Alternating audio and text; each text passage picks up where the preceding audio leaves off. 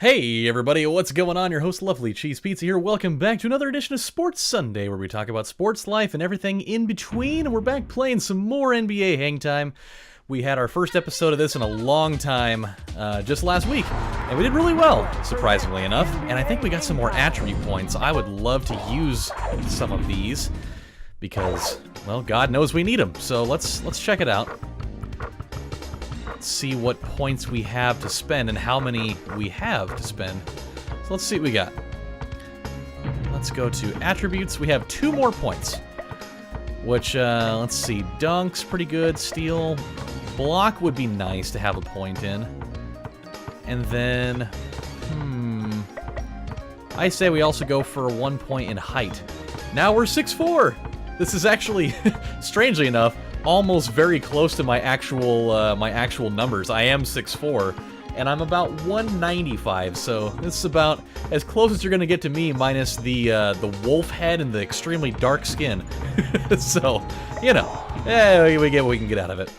But other than that, let's get down to business. I don't remember who we're playing. I think, let's see, who would it be? I'm trying to remember. Maybe Detroit? Was it the Pistons? I think it's the Pistons. We'll have to have a look here. I'm in the zone. It's been kind of a weird week in sports, PS.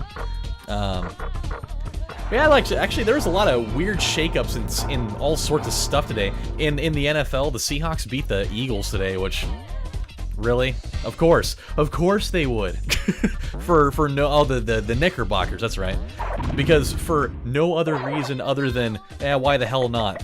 You know, if they were to play them, you know, probably 10 times, they'd probably beat them, you know, 8 or 9 times out of 10. But it had to be that 1 or 2 times that, you know, all of a sudden the Seahawks are the greatest team in the world out of nowhere. And now I have to deal with people on the internet saying, "Oh my God, Russell Wilson's the MVP." It's like, no, he's not. He just is not MVP caliber material.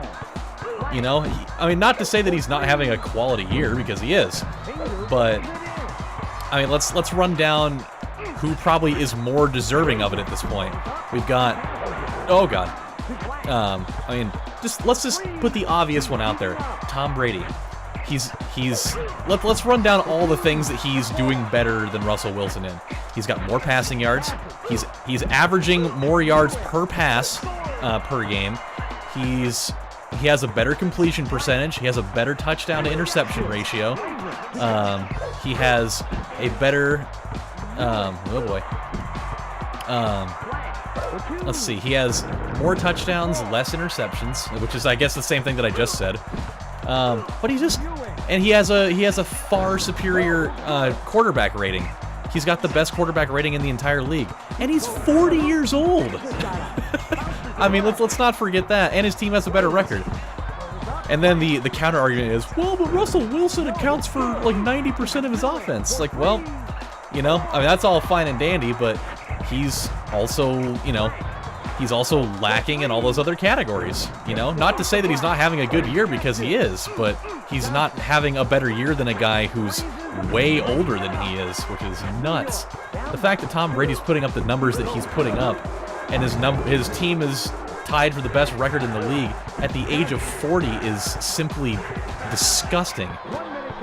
So, I don't know. God damn it, Patrick. Good Lord. This team of Patrick Chewing and Grandmama Larry Johnson is just driving me nuts right now. He puts up a break and he scores. There it is.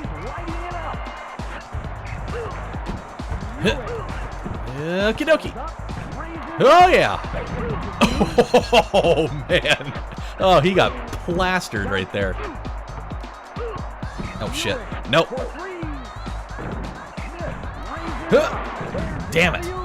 See, this is why we need to put more points into block. We've got to be able to fix these. There we go. I'm just hoping that we have a better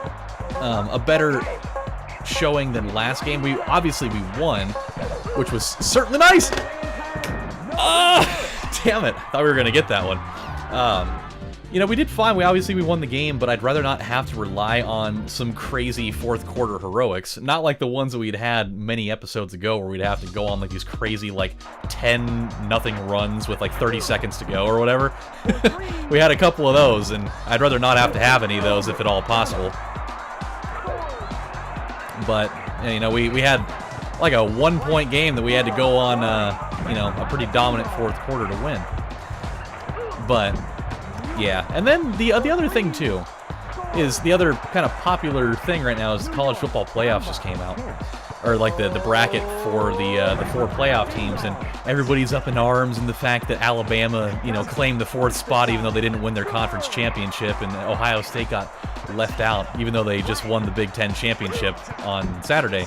And everybody's like, it doesn't make any sense, it's rigged, all this shit's rigged. It's like, not really. I mean, the reason why Ohio State got left out was because of the fact that they lost by 31 points to 5-loss Iowa, and they also lost by 16 points to Oklahoma earlier in the year. Whereas, you know, Alabama, yeah, they definitely lost to Auburn the last regular season game of the season, and they didn't have a great schedule, but, you know, they lost their one game at a, you know, arguably more timely time, I suppose. I mean, they didn't go to their conference championship over it, but, you know, that one loss to the, at the time, you know, like 4th or 6th ranked Auburn, it's a better resume, you know? That, just that 31-point loss alone to a bad team is gonna doom you, and people can't seem to come to terms with it. Oh yeah. What I'm trying to figure out, though, in the mix of all this stuff, is how in God's name... The other big thing is the whole Jimbo Fisher to Texas A&M deal, and now what the hell's going on with Florida State in the coaching vacancy, is, oh god. Oh no. Rasheed Wallace for 3. What the hell was that? I mean, it's not like Rasheed Wallace is like the greatest shooter, but I know that guy could hit a 3 and make it look better than that. No. Patrick Ewing for 3. Give me a break. That is the highest grade of USDA horseshit. Go. I'm going in. I am not going in. Why did he not go for a dunk there? Yikes. Yeah, we're alright. We're gonna be fine. But yeah, this other crazy deal is this whole Jimbo Fisher saga. You know, the guy has, you know, the worst season for Florida State in, like, 40-something years or whatever. And, or maybe not, I don't know. But it was something like that. And so then Texas A&M inexplicably offers him the most absurd contract that I can think of. They're giving this dude $75 million over 10 years. I can't think of a time that I've ever seen a coach get a 10-year contract in recent memory. I can't see it anywhere. And that also makes him the highest paid coach in college football. Like, what in the hell has he done to earn money like that? Nick Saban's not even getting money like that, and that dude is arguably the best college coach to ever, you know, walk foot on the earth. And in the midst of that, Florida State loses, like, you know, 8 or 9 commitments in, like, a day. That's insanity. And now nobody knows who's going to be the coach. Everybody's thinking it's going to be Willie Taggart from Oregon, and I hope to God that it isn't, because that would doom Oregon for the rest of their existence. They finally have a guy that can recruit, for the love of God, and every time they ask him about whether he's staying or he's going, he won't give anybody a concrete answer. And I hate that. I hate that, like, what I'm getting at is I hate the weird kind of lack of loyalty in the coaching department in college football. Everything is just like this crazy money game, and it drives me nuts. Like, you never feel like you can get used to having a coach stay around for any amount of time. Teams are... Oh, how is that not goaltending? Are you kidding me? That was on its way down. How is that not goaltending? There we go. But I mean, you've seen, you know, teams fire a coach after like a year or two because they weren't winning a billion games right out the gate. Oh, come on, up you go. There you go. Oh! Come on! Are you kidding me? How did that thing not go in? Gosh, it gave it a freaking rim job. There we go. Good Lord above. There we go. We're keeping him at bay, but it's definitely not pretty. No. All right. But it's crazy. Like Scott Frost, for instance. The guy, you know, took a team that was 0-12 and turned him into an undefeated team in 2 years. And, you know, and they had their best season probably in school history. Oh. And then he immediately darts off for the Nebraska job. Not like I necessarily entirely blame him, because that's his alma mater. If they come calling, why wouldn't you? But it just kind of adds the idea of, you know, he's there, a coach is in one place, they have a really successful tenure while they're there, and then, but it was a very short one, and then all of a sudden, you know, they go and he just goes and throws his team under the bus and leaves for another team. Jimbo Fisher has had a pretty wildly successful tenure at Florida State. Has one bad season, and then he darts off to another team because they offer him a boatload of money in a place where he's going to be less successful. And so you can basically count on the fact that he did it for the money, because he's definitely. I mean, you take Texas A&M. You know, they're what, probably like the 5th best team in the SEC, maybe.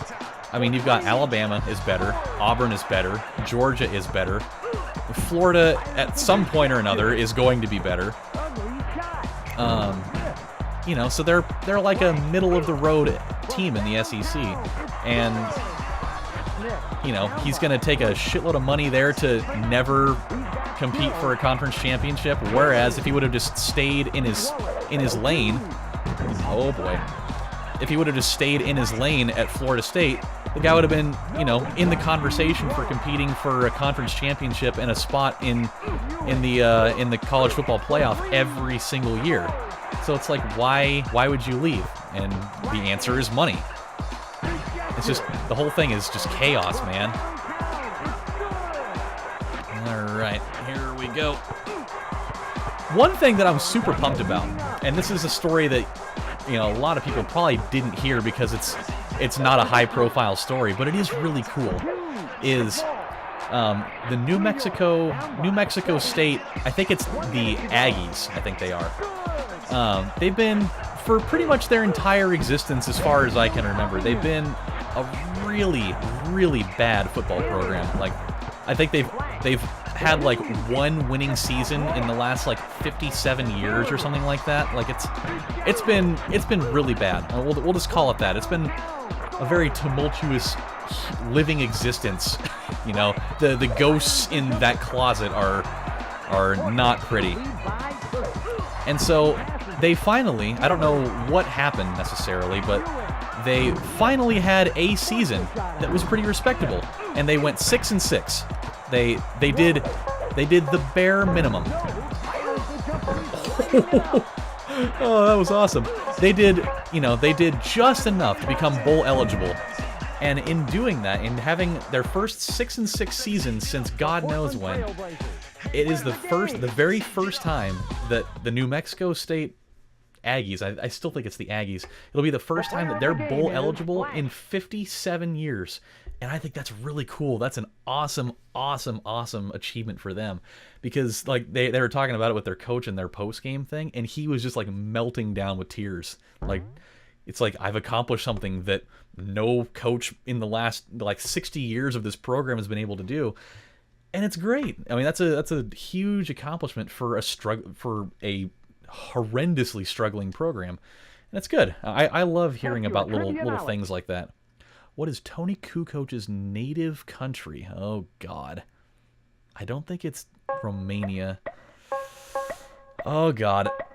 I'm going to say Croatia. Yeah. Oh, man. I'll take it. Did not know that one at all. I knew it wasn't Romanian, and I knew it wasn't Spanish. So it was either Yugoslavia or Croatia. So I will take it. And we're playing the Pacers next. We get to play against Reginald Miller. And whoever else would be on that team. I don't know. Maybe, what, Jalen Rose possibly? Or Austin Crozier? Who knows? Couldn't tell you. But hey, another strong performance by us in this game. We won by a nice, comfortable margin, and that's what I was hoping for. So with that said, my friends, this has been your host, Lovely Cheese Pizza, saying thank you guys for watching. When we come back, we're going to take on the Indiana Pacers. So you guys take care, and I will see you next time. Have a good one, everybody. Have a good night. Bye.